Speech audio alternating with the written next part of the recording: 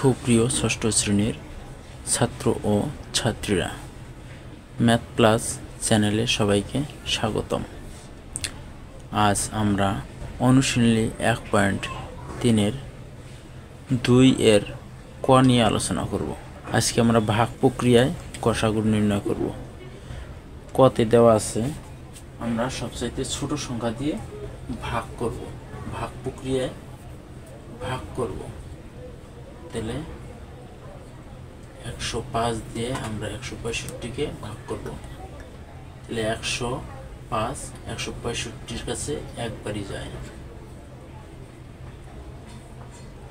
এখন বিয়োগ করব, পাশে পাশে মিলে গেল 0 6 60 বের হইল। এখন এই 60 দিয়ে আমরা 105-কে ভাগ করব।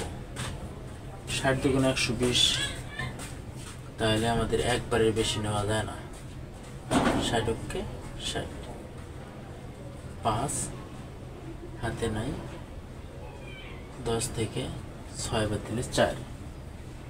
এখন এই 45 দিয়ে আবার 60-কে ভাগ করব। 45-কে 45, 10 থেকে 5 গেলে 5, হাতে 1, 4 1 5, 5 আর 6 থেকে 5 বাদ দিলে 1 15 আসে।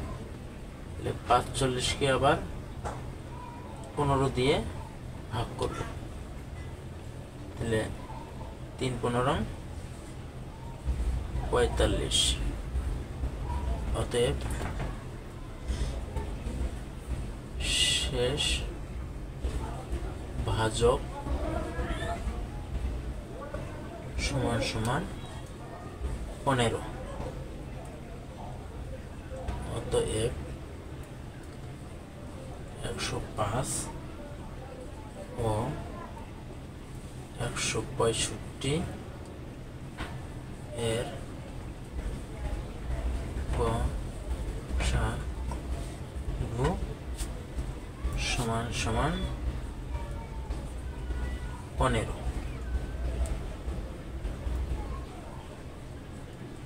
উত্তর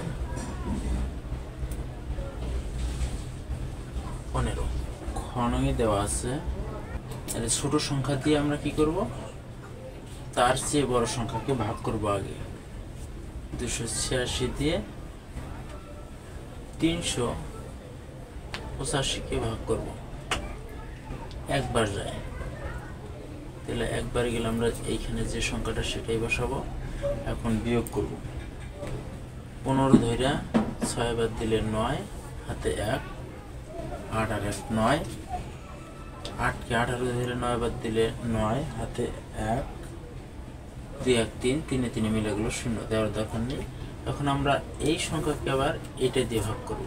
99-কে 86, দুইবার নিলেই হয়। 9 দুগুণ 18, হাতে 1, 9 দুগুণ 18 1 19।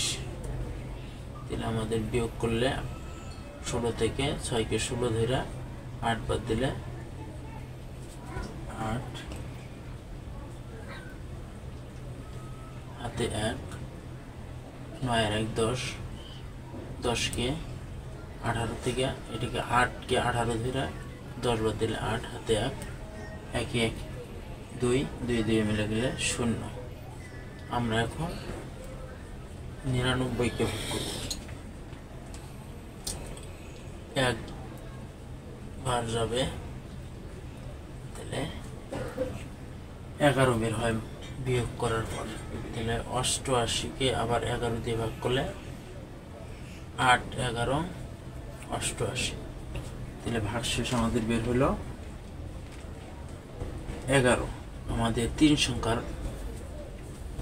ভাগ প্রক্রিয়া, তাই এই ভাগশেষ 11 দিয়ে আমাদের আবার 418-কে ভাগ করতে হবে। 11, তাহলে 3 11 33, 11 থেকে 3 গেলে 8, হাতে 1, 3 1 4, 4 4 মিলে গেল 0, দেওয়ার প্রয়োজন নেই। 8 নামায় নিয়ে আসলাম 88। 8 11 88। অতএব শেষ ভাজক সমান সমান 11।